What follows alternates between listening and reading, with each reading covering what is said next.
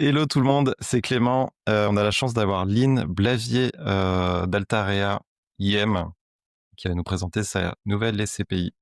Bonjour à tous et bienvenue Lynn. Bonjour Clément, bonjour Alexandre. Bonjour Lynn. Alors Lynn, est-ce que tu veux nous parler un peu d'Altarea? Donc c'est une boîte qui fait de l'immobilier. À la base, ils ont lancé une nouvelle SCPI il y a quelques temps, j'ai plus la date exacte en tête. Un peu dans un contexte opportuniste, en fait, c'est ça, voilà, en plein retournement de marché, ils se sont dit, allez, c'est le bon moment pour lancer ça. C'est à ce moment-là que vous avez lancé Alta Conviction. Alta Conviction, c'est en effet l'alliance d'un moment de marché immobilier et financier et d'un acteur. Et je vais juste prendre quelques minutes pour revenir un peu sur l'acteur en question. Et c'est en effet le groupe Altarea, Cogedim, Wood. C'est tout simplement le premier groupe immobilier en France, avec 2000 collaborateurs présents sur l'ensemble du territoire, en Espagne, en Italie également. Et on est aussi présent depuis plusieurs dizaines d'années maintenant sur l'ensemble des métiers de l'immobilier et l'ensemble des secteurs de l'immobilier. C'est-à-dire que le groupe Altarea et ses collaborateurs ont une expertise sur le bureau, le commerce, l'activité, la logistique, tous les secteurs de l'immobilier aujourd'hui. Et ça donne cette touche diversifiée et experte à la SCPI Alta Conviction, dont je vais parler un peu plus en détail. Et Altarea, c'est aussi un groupe qui se porte très bien en termes financiers et économiques. C'est un groupe qui a les moyens d'investir, qui a les moyens de racheter d'autres entreprises ou de lancer de nouvelles activités, puisque dans cette entreprise immobilière, il ne manquait que le côté société de gestion, donc la capacité à aller lever des fonds auprès du grand public. Et c'est chose faite depuis 2 ans maintenant avec Altarea IM, dont je fais partie, avec une quinzaine de collaborateurs. Et nous avons lancé en effet Alta Conviction, qui est notre premier fonds, notre seul à ce jour, qui est une SCPI il y a un peu plus d'1 an et demi maintenant. Oui, c'est ce que je trouve assez intéressant chez Altarea parce que finalement, en fait, c'était une activité de promotion à la base et je trouve qu'ils ont vraiment su se diversifier et proposer d'autres activités justement à un moment de marché où la promotion a vraiment souffert et ils ont trouvé des vrais relais de croissance. Et je trouve ça hyper intéressant par rapport à d'autres acteurs, tu vois, de promoteurs où c'est peut-être moins le cas. C'est de la force du groupe, je suis d'accord avec toi. Mais Altarea n'a pas attendu la crise de la promotion pour commencer à se diversifier. Le côté société de gestion, en fait, n'est que la dernière branche de diversification du groupe, puisque très vite, en fait, Altarea s'est lancé dans les énergies renouvelables, les data centers, la gestion locative. Et en ce moment, toute la promotion ne va pas forcément mal. La promotion résidentielle est à différencier de la promotion commerciale, par exemple, qui, elle, se porte bien. Donc voilà, c'est un groupe qui n'a jamais mis tous ses œufs dans le même panier et en effet, c'est ce qui nous a permis aujourd'hui, de traverser la crise, de manière plus soft que d'autres, acteurs du marché et qui nous a donné les moyens de lancer cette nouvelle activité, donc le côté, société de gestion et SCPI. Et ça se retrouve un peu dans, la stratégie de la SCPI parce que, comme tu disais, elle est assez diversifiée, commerce, logistique, locaux d'activité, c'est quasiment équipondéré ou en tout cas, c'est ce que, on semble discerner aujourd'hui? En fait, sur le papier ou en termes AMF, Alta Conviction a un FSCPI diversifié. Moi, je préfère le terme d'agile, voire même d'opportuniste, dans le sens où on va être presque thématique par période. C'est-à-dire que c'est pas parce que je suis diversifiée que je vais me forcer à investir tous les secteurs en même temps, juste histoire de vous prouver qu'on sait tout faire. On va aller là où les deals nous semblent bons, et tu l'as dit, Alexandre. En ce moment, c'est clairement les commerces, que ce soit retail park, donc les centres commerciaux à ciel ouvert, les pieds d'immeubles, etc. L'activité, l'industrie et la logistique. On a volontairement laissé le bureau de côté jusqu'à présent. On commence à regarder à nouveau des deals bureaux qui devraient se finaliser soit fin 2025, soit début 2026. On est encore très prudent sur ce secteur, mais on commence à le regarder à nouveau. Donc on est vraiment très évidemment sélectif, mais très opportuniste, oui, dans les deals qu'on regarde. L'objectif n'étant pas de tout loger en même temps dans le fond, mais d'aller Mmh. vraiment sur les secteurs qui nous semblent à la fois performants à court terme pour délivrer de la performance à nos épargnants, mais y compris sur le long terme, histoire de ne pas avoir à faire du service après-vente dans 5 ans, dans 10 ans, dans 15 ans. OK. On reviendra peut-être sur les dernières acquisitions là avec Danone. Là. Je trouve ça assez intéressant. Juste peut-être sur le sourcing d'acquisition, en fait, sur la prise de décision, comment ça se passe? C'est votre réseau du coup Altarea qui source les deals directement? Comment ça un peu s'est organisé, cette partie-là? Alors c'est une très bonne question, puisqu'elle est très importante, notamment en termes de conflit, d'intérêts entre la SCPI et la maison mère, Mmh, promoteur. Hem, pour mettre les pieds dans le plat, tout de suite, nous, quand on a déposé notre demande d'agrément, auprès de l'autorité des marchés financiers pour Alta Conviction, on s'est capé à 20 de sourcing du parc immobilier de la SCPI qui proviendrait du groupe. C'est-à-dire que la SCPI Alta Conviction ne peut pas acheter plus de 20 de son parc immobilier au groupe et à l'ensemble de ses filiales. mmh, Dans les faits, qu'est-ce qui s'est passé? On a acheté, tout un portefeuille de 19 locaux commerciaux à Bordeaux, Belvédère, donc sur la rive droite de Bordeaux, en fin d'année dernière, il y a presque un an maintenant et ça constitue déjà la base de 20 du parc immobilier qui se sont achetés, au groupe Altarea. En l'occurrence, on l'a acheté à la branche commerce, Altarea Commerce.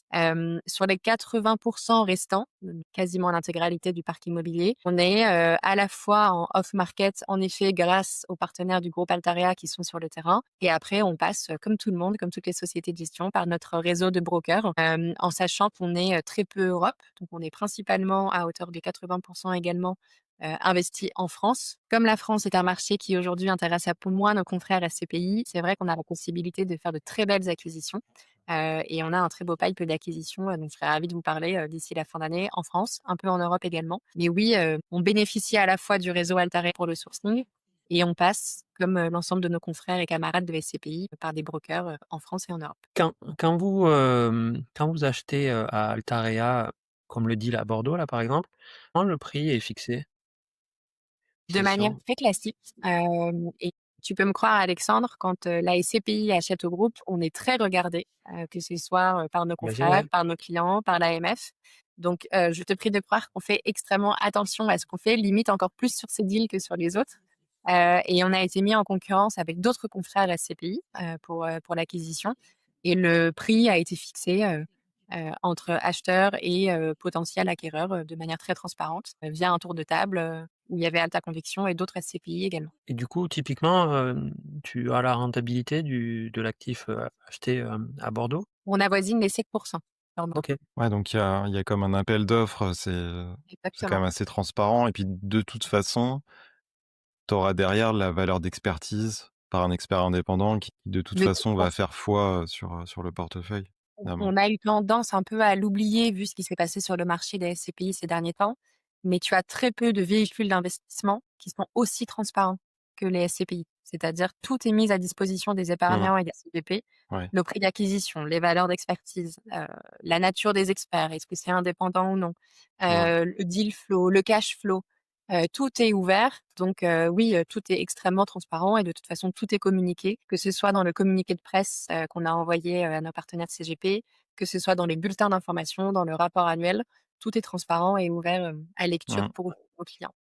Ouais, puis maintenant il y a des expertises semestrielles, Exactement. ce qu'a imposé l'AMF et ce qui n'existait pas avant Oui, et je trouve ça encore plus transparent. Alors, c'est plus de travail pour les équipes, et compagnie, mais ça apporte encore davantage de transparence et parce que derrière, ça t'amène à recalculer tes valeurs de reconstitution et je trouve ça bien pour, les associés, pour le marché, quoi.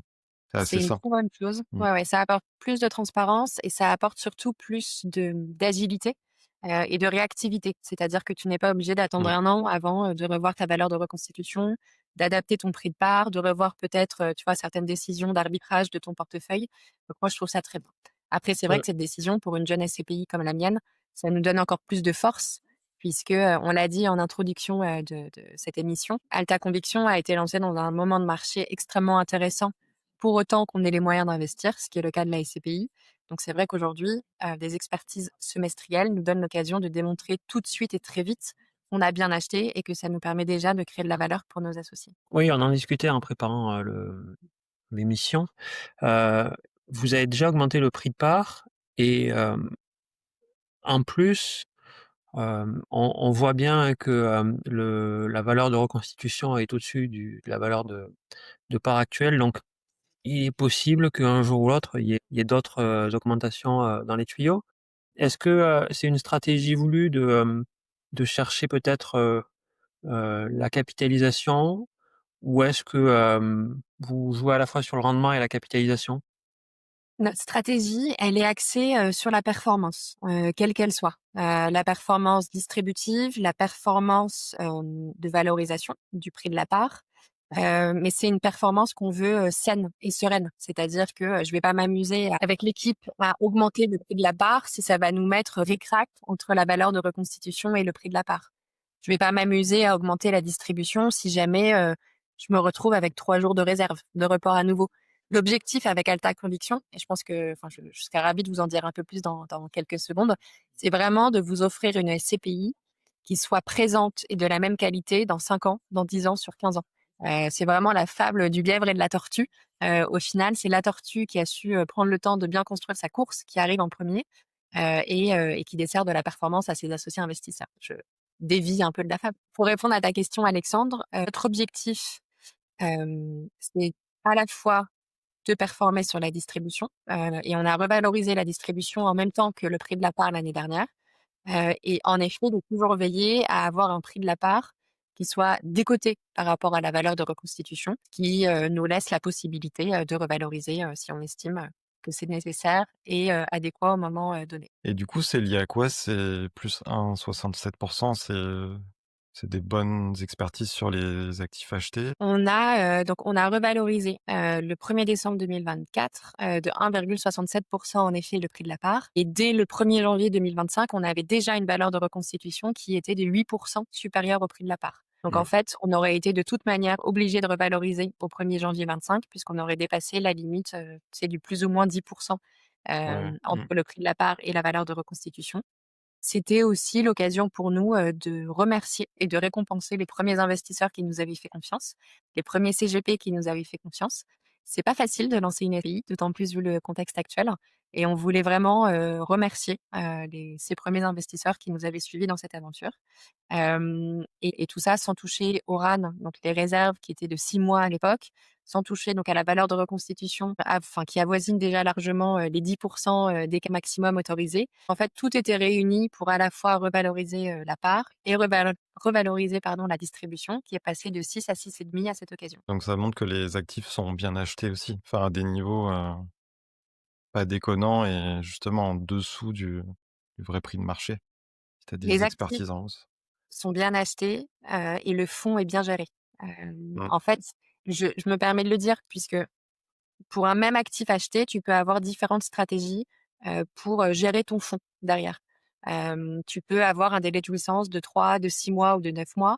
Tu peux avoir une stratégie, d'investir très vite sur des actifs à très haut potentiel de rentabilité, mais à très haut potentiel de risque également. Donc tu vas avoir vraiment toute une stratégie à mettre en place, et la LCPI, c'est certes un véhicule d'investissement qui est facile à comprendre, mais moi, mon conseil à l'ensemble de mes clients, c'est toujours d'ouvrir le capot, de rentrer dans les détails de gestion du fonds, parce qu'en fait, tu as différentes techniques de gestion qui vont te donner, différents, rendements, différentes valeurs de reconstitution, et cetera, et c'est toujours très intéressant de comprendre comment la performance est construite. Mmh. Moi, j'ai 6,5 de performance distributive. J'ai une valeur de reconstitution qui est supérieure à 8 au prix de la part aujourd'hui. Pour autant, j'ai un délai de jouissance qui est très court. Donc vos clients rentrent très vite en possession et en jouissance de leur investissement.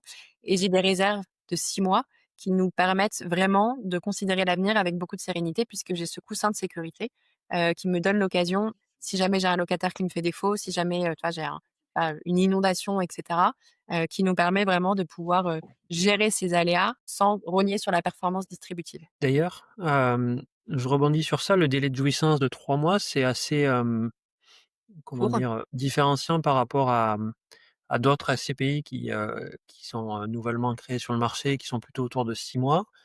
Est-ce que si par exemple un jour, les conditions de marché d'investissement, sont plus compliquées, c'est un délai que vous envisagez de changer ou pas?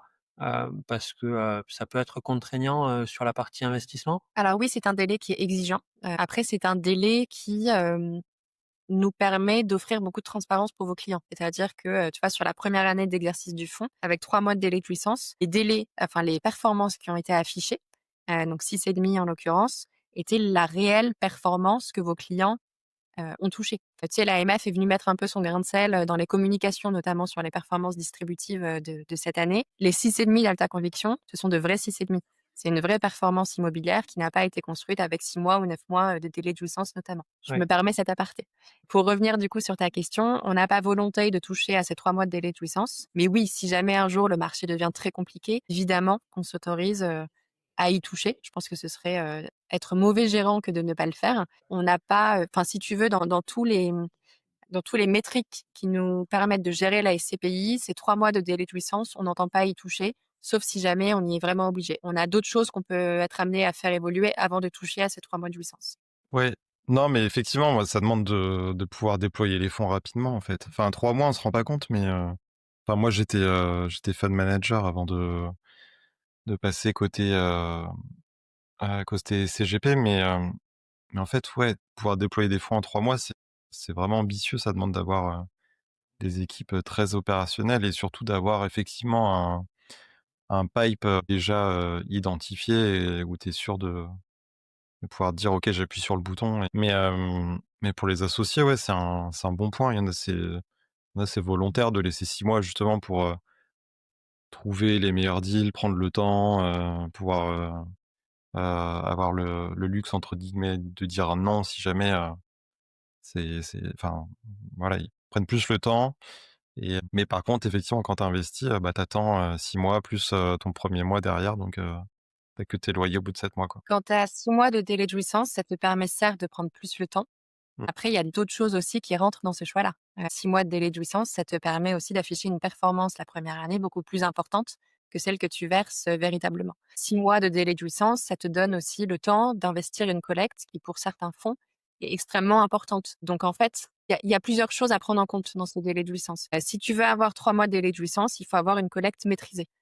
C'est-à-dire qu'aujourd'hui, il faut savoir dire non à certains institutionnels qui veulent mettre en un coup plusieurs dizaines de millions d'euros. Il faut savoir dire non, et l'époque change également, tu vois? Mais il faut savoir dire non potentiellement à certains assureurs qui veulent ouvrir les vannes de la collecte sur ton fonds. Donc ça demande une rigueur, et une vision long terme de la SCPI qui est en effet, extrêmement rigoureuse, mais qui aujourd'hui nous, en tout cas sur l'équilibre qu'on a trouvé sur Alta Conviction, nous paraît être, très pertinent. Oui, je rebondis sur ça. Mmh. Effectivement, aujourd'hui, est-ce que vous avez des instits dans la SCPI? C'est la première question et la deuxième, c'est, est-ce que la SCPI est disponible en assurance vie? Et si la réponse est non, est-ce que, il y a, une idée, un jour d'être référencé ou pas? Donc Alta Conviction a été lancée il y a, un peu plus d'1 an et demi, comme je vous l'ai dit. On a fait cette première année et demie 100 indépendante en termes de collecte. Le groupe Altarea a mis 20 millions pour seeder le fonds, à l'origine. Donc ça me permet de préciser que le groupe est intéressé non pas seulement à la réussite de la société de gestion, mais également du fonds. Donc le fonds, enfin Altarea est associé aux côtés de vos clients sur Alta Conviction. Et suite à ça, la collecte qui là va avoisiner les 100 millions d'euros, est 100 indépendante, 100 CGP intermédié, auprès de cabinets, indépendants. Donc ce qui assure une collecte qui est aujourd'hui extrêmement granulaire et qui ne dépend pas d'institutionnels. Il y a plusieurs choses à partir de maintenant. La première, c'est qu'on s'est capé dès le démarrage à 20 de part institutionnelle sur la capitalisation globale. Et par institutionnel, j'entends, grands acteurs comme, assureurs. Donc assureurs plus Instit ne dépasseront jamais 20 la capitalisation du fonds. Et depuis, quelques semaines maintenant, juste avant l'été, nous avons été référencés officiellement chez Oradea, qui est un acteur de l'assurance vie, français. Mais toujours dans des conditions extrêmement limitées puisque, tu as différentes, barrières, enfin, tu vois, il faut que ce soit de nouvelles souscriptions et pas des arbitrages. Donc tu as ces barrières qui nous permettent d'envisager la collecte via l'assurance vie, via Oradea aujourd'hui, sur un rythme extrêmement modéré. En tout cas extrêmement enfin, on prendra le temps de faire venir cette collecte, histoire de ne pas avoir le couteau sous la gorge pour aller à l'investissement, comme on en parlait il y a quelques secondes. Hem, à la conviction est une solution qui a notamment été, construite pour convenir tout à fait, à de l'assurance vie. Je pense notamment à la fiscalité, étrangère, la fiscalité européenne qui, via les contrats d'assurance vie, en fait, rend toutes les pays absolument égales, puisque tu n'as plus cette, thématique de fiscalité quand tu investis dans la SDA, via les assurances vie. On a des frais d'entrée qui sont extrêmement modestes, on a une belle performance également.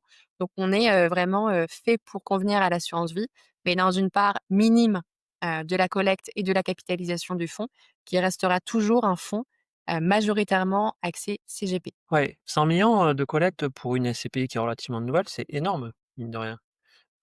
C'est une belle collecte, mais elle reste, modérée. Après oui, du coup, ça nous permet de rebondir sur la stratégie en termes d'actifs, en France ou en Europe.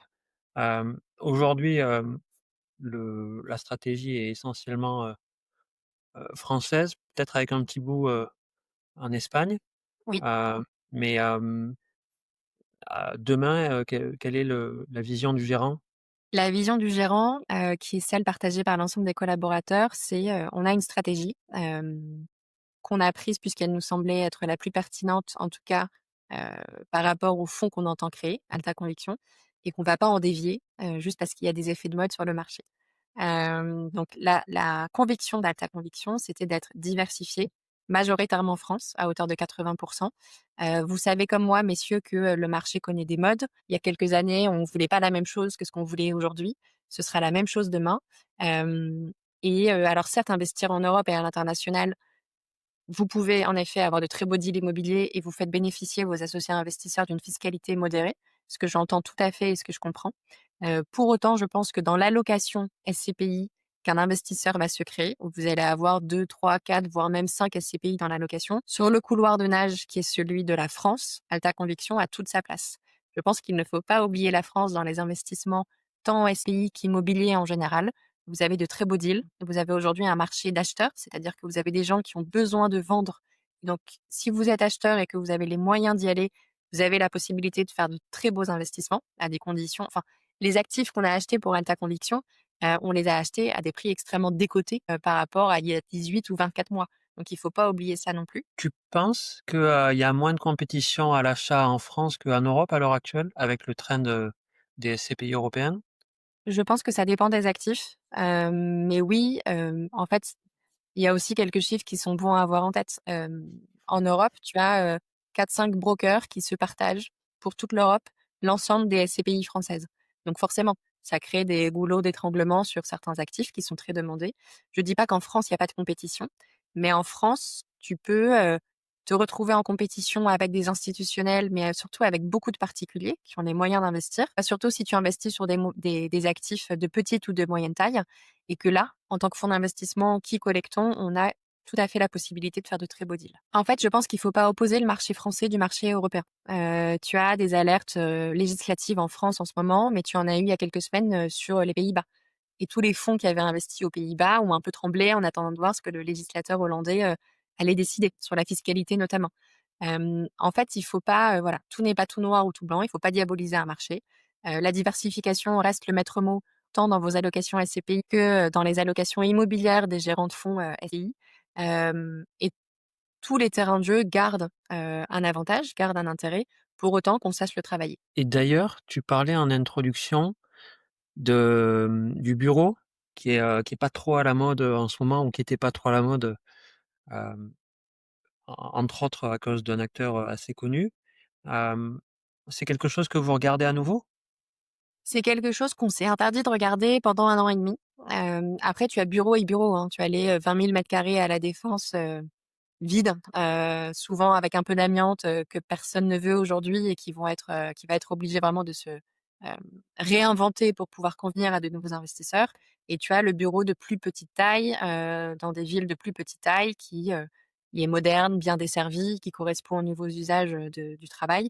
Et là, ce sont des marchés complètement différents. Donc tu avais soit du bureau qui était extrêmement cher à l'acquisition et qui ne nous permettait pas de verser de la performance à nos associés investisseurs, soit du bureau qui, était un peu mal en point, qui allait nous permettre pendant 2 ans de verser du 8 ou du 9 à nos associés investisseurs. Par contre, après, on aurait eu du mal à le gérer, on aurait été obligé de le vendre dans de mauvaises conditions, et cetera. Bref, on recommence à regarder un peu le bureau aujourd'hui, puisque le marché a évolué, puisque tu as des choses qui arrivent à maturité. On regarde du bureau en France, en Espagne et en Italie. Après, ce sont des marchés qui sont très différents tous les 2.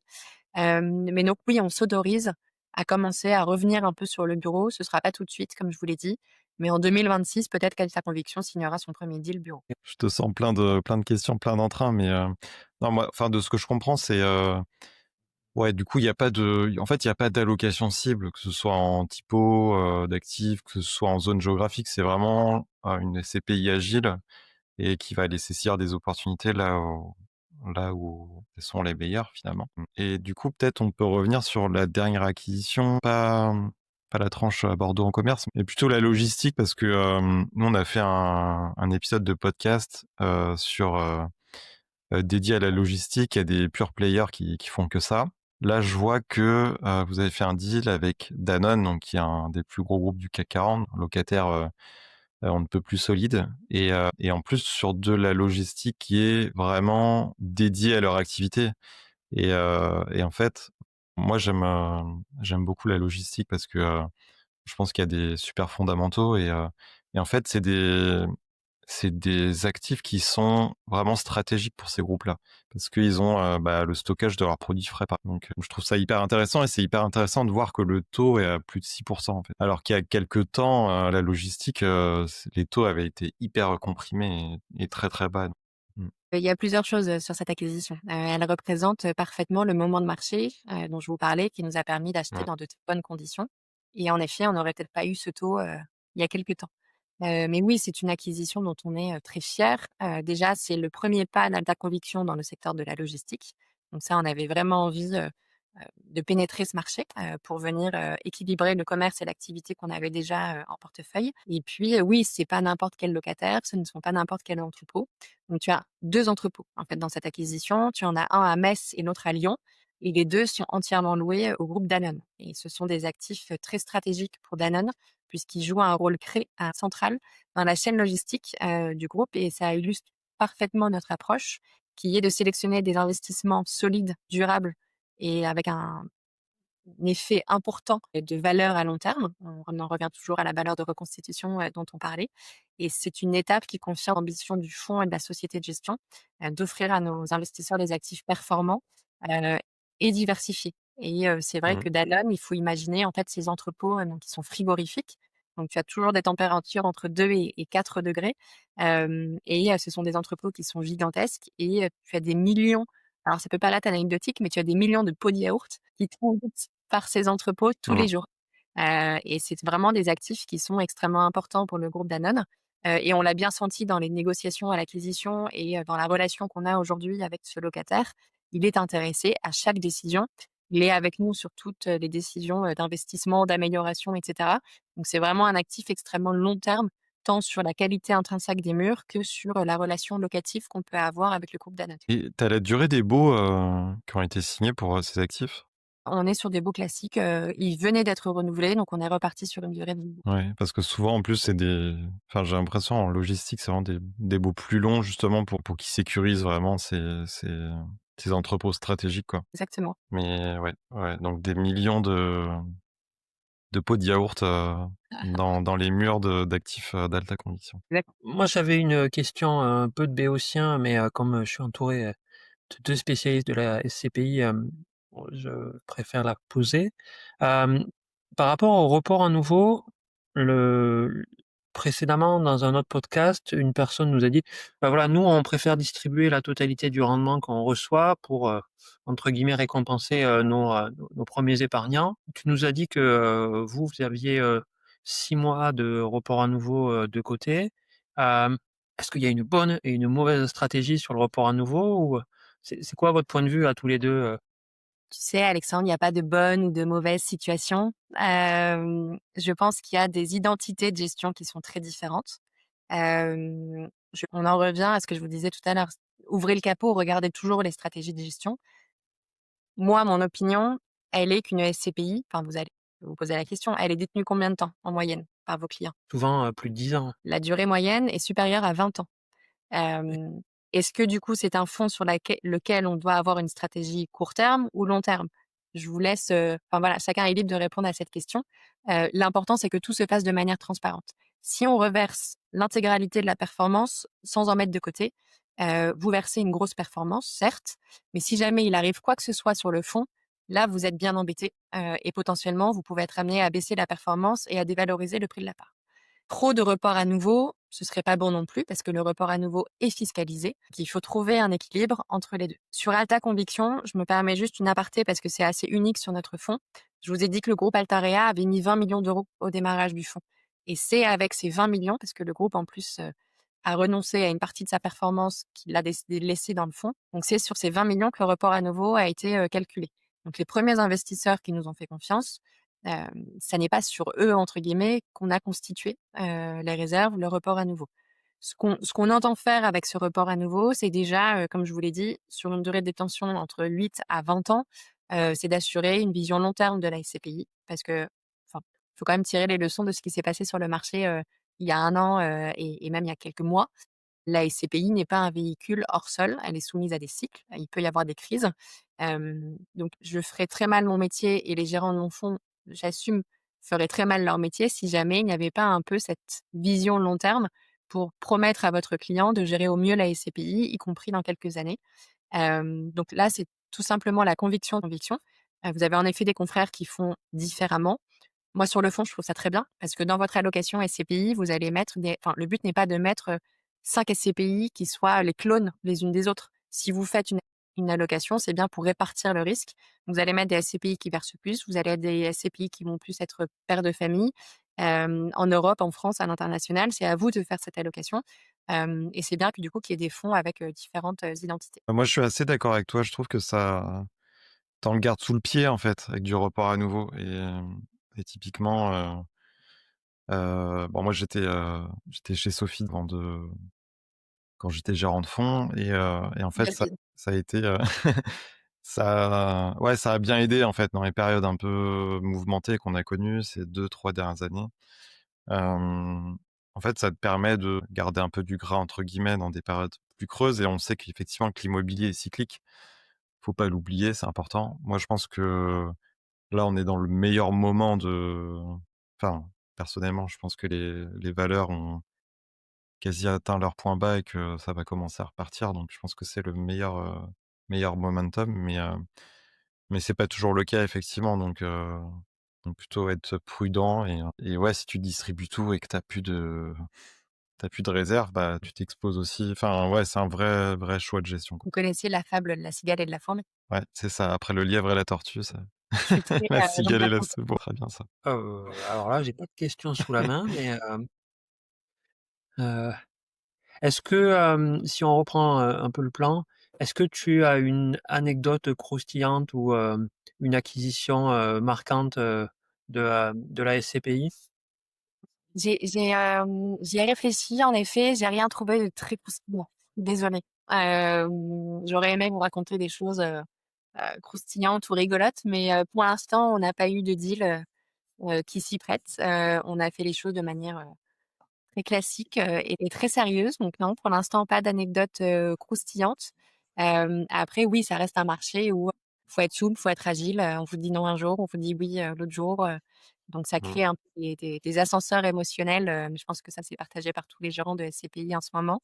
Donc c'est un marché, qui est très actif, qui est très dynamique, que j'ai beaucoup de plaisir à travailler en ce moment, mais non, pas de saut en parachute ou de choses comme ça pour aller signer un deal, pas encore. Est-ce que vous Ouais. avez dit non à un deal? Enfin, par exemple, où voilà, vous étiez quasiment sûr et finalement non, il y a un petit doute, il y a quelque chose, que vous avez découvert ou On dit non à beaucoup de deals, qui nous arrivent. mmh, Après j'ai un très bon exemple pour toi. Donc ça nous arrive évidemment plus rarement de dire non à des deals avec qui on est en phase de finalisation. Mais ça nous est arrivé il y a pas longtemps sur un actif en Allemagne, un actif de commerce où, on est allé faire une deuxième visite physique sur place, juste avant de signer, l'acquisition. Et ça nous a, décidé de ne pas la signer, donc c'est ce qui fut fait. On n'a pas référencé ce deal, dans la capitalisation, dans le portefeuille d'Alta Conviction, parce que cette visite sur place nous a convaincus que, c'était pas le meilleur actif de la zone, commerciale. Il avait pas été le mieux entretenu et la relation avec le locataire et le potentiel locataire, n'était pas, la plus intéressante, et donc on s'est dit qu'il valait mieux passer notre tour. On avait fait la même chose en Espagne aussi, il y a quelques mois. Donc oui, on reste vigilant jusqu'à la signature du deal et encore une fois, avec Alta Conviction, on n'a pas le couteau sous la gorge pour l'investissement. Donc ça nous donne toute liberté mmh. pour pouvoir dire non si on sent qu'il y a, un caillou dans la chaussure et qu'on n'est pas sûr de faire la plus belle acquisition qui soit. Et quand même la majeure partie enfin, il y a 30 du portefeuille qui est investi à Annecy. Est-ce que c'est parce que vous aimez le trail, ou c'est quoi la raison?